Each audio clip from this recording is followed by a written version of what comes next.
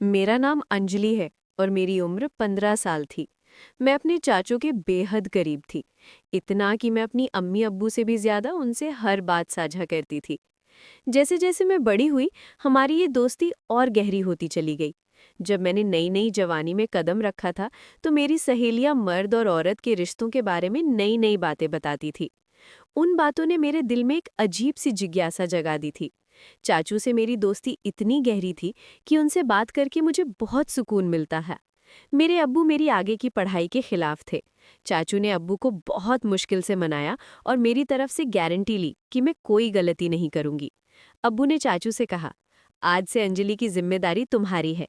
अगर इसने इस खानदान पर कोई दाग लगाया तो तुम्हारी भी खैर नहीं। चाचू ने बड़े विश्वास से कहा, आप फिक्र न करें, मैं अंजलि की हर हरकत पर नजर रखूंगा।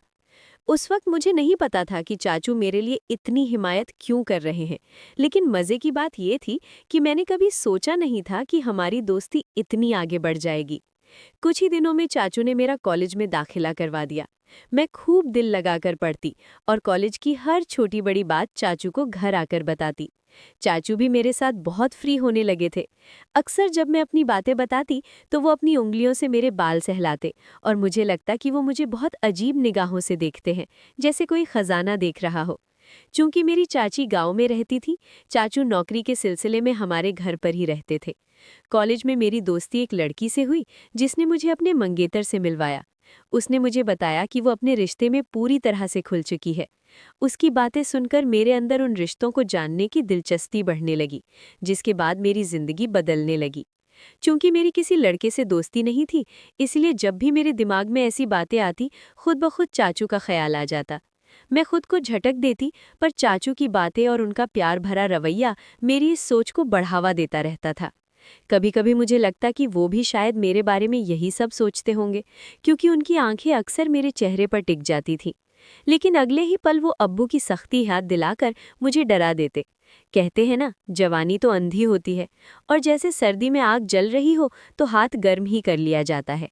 एक दिन कॉलेज से आकर मैं बहुत गहराई से कुछ सोच रही थी। चाचू ने पूछा, क्या सोच रही हो अंजलि? मैंने चाचू की तरफ एक अदा से देखा और शरारती अंदाज में कहा, चाचू, मेरी दोस्त ने बताया है कि इंटरनेट पर बहुत तरह की वीडियो होती हैं। क्यों ना हम दोनों मिलकर वीडियो देखें और एंजॉय करें? मैंने अपना चेहरा उनके नज़दीक लाकर फुसफुसाते हुए कहा। वो पहले तो भौचक्के रह गए, फिर शायद दिल ही दिल में कुछ फैसला करके मुस्कुरा दिए। उन्होंने फुसफुसाहट में कहा, देखो अंजलि, ऐसी बातें अपने अब्बू के सामने मत करना। बाकी वीडियो देखने की बात तो तुम रात के वक्त मेरे कमरे में आ जाना, मैं तुम्हें हर किस्म की वीडियो दिखा दूंगा। चाचू की आंखों में एक चमकीली शरारत थी, जो मेरे दिल की धड़कन बढ़ा रही थी। रात का इंतजार करते करते मेरा दिल किताबों में नहीं लग रहा था। चाचू ने मुझे पढ़ाई खत्म करने को कहा, क्योंकि वो पढ़ाई के मामले में बहुत सख्त थे। जैसे जैसे रात करीब आई, मेरे दिल में हलचल होने लगी। जब मैं सारे काम खत्म करके रात को 11 बजे चाचू के कमरे में गई, तो वो लड़कियों की मैगजीन देख रहे थे, जिसे उन्होंने मुझे देखते ही मुस्कुराकर छुपा दिया। सर्दी बहुत थी, इसलिए मैं जाते ही चाचू के बिस्तर में घुसकर उनके पास चिपक कर बैठ गई। चाचू ने प्यार से मेरे सिर पर हाथ रखा और मुझे अपने करीब खींच लिया। मैंने कहा, अब जल्दी से वो वीडियो दिखा दो। चाचू ने बिना वक्त गंवाए वीडियो चला दी। वीडियो देखते ही मेरे अंदर एक मीठा बदलाव महसूस होने लगा। हमारी सांसें एक दूसरे से मिल रही थी और उनके शरीर की गर्मी मुझे एक अजीब सा सुकून दे रही थी। लेकिन तभी अब्बू कमरे में आ गए और सख्ती से कहा, इतनी रात चाचू के कमरे में क्या कर रही हो? चलो अपने कमरे में जाओ। मैं सब कुछ भूलकर डर के मारे अपने कमरे में आ गई। उस रात अब्बू काफी देर तक चाचू के पास बैठे रहे और मुझे इंतजार करते करते पता नहीं कब नींद आ गई।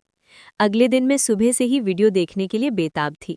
जब मैं चाचू के कमरे में गई, तो उन्होंने कहा कि वो अभी ऑफिस का काम निपटा रहे हैं। मैं गुस्से में बैठ गई।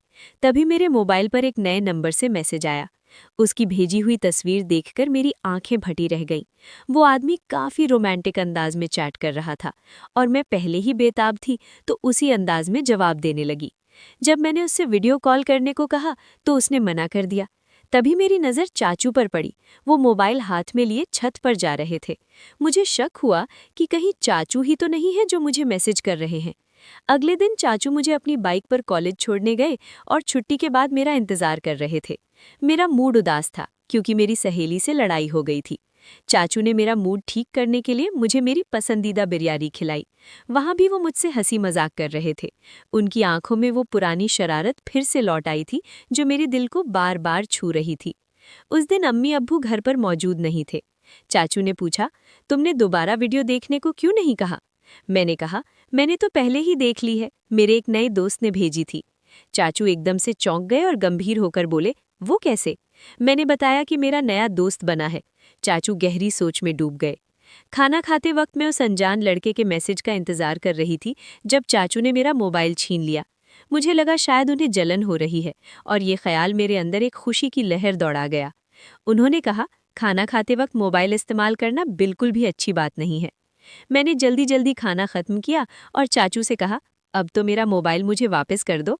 उन्होंने कहा, दे दूंगा, अभी तुम ऐसा करो कि बर्तन समेटकर मेरे कमरे में आ जाओ। मैं मन ही मन खुश हो गई कि शायद चाचू आज जलन में आकर मेरी ख्वाहिश पूरी जरूर करेंगे। मैंने जल्दी जल्दी सारे काम निपटाए और रात को 11 बजे उनके कमरे में आई। अब तो मेरा मोबाइल दे दो, मुझे उस दोस्त से बात करनी है, मैंने कहा। चाचू ने कहा, मेरे सर में बहुत दर्द हो रहा है, जाओ पहले मेरे लिए अच्छी सी चाय बनाकर लाओ। मैं चाय बनाकर कमरे में आई और चाय टेबल पर रखकर मुड़कर जाने ही लगी थी कि चाचू ने मेरा हाथ पकड़ लिया। उनकी उंगलियों का स्पर्श मेरे हाथ पर एक बिजली की तरह दौड़ा। उन्होंने कहा, आज घर में कोई भी नहीं है, तुम्हें अकेले सोने में डर लगेगा, आज रात तुम मेरे कमरे में ही रुक जाओ। मैंने जानबूझकर जाने के लिए ये बहाना किया कि मुझे उस लड़के से वीडियो कॉल पर बात करनी थी, लेकिन चाचू ने मुझे जाने से रोक दिया और सख्त लहजे में कहा, मैंने जो कहा है उतना ही करो। मैं डर के मारे उनके पास ही रुक गई। हम दोनों बिस्तर पर लेटे थे। चाचू ने मेरा हाथ थाम लिया और उनकी चुप्पी में एक अजीब सा एहसास था। मुझे लगा जैसे मैं किसी ख्वाब में हूँ। रात के 12 बजे उन्होंने मुझसे कहा, तुम देखना चाहती हो ना कि वो लड़का कौन है जो तुम्हें वीडियो और तस्वीर भेजता है? मैंने बहुत खुश होकर हाँ कहा। चाचू ने मेरा मोबाइल मेरे हाथ में थमा दिया। उसकी तस्वीर देखकर मेरे होश उड़ गए। वो लड़का मेरी दोस्त का मंगेतर था। मेरी आंखों से आंसू निकल आए। चाचू ने तब मुझे सारी सच्चाई बताई। जब तुमने मुझे इस लड़के के बारे में बताया तो मैं समझ गया था कि कोई तुम्हें बेवकूफ़ बना रहा है। तभी मैंने तुम्हारे मोबाइल से अंजलि बनकर इस लड़के से बात करना शुरू कर दिया। वो तुम्हारी तस्वीर बनाकर सोशल मीडिया पर डालने वाला था।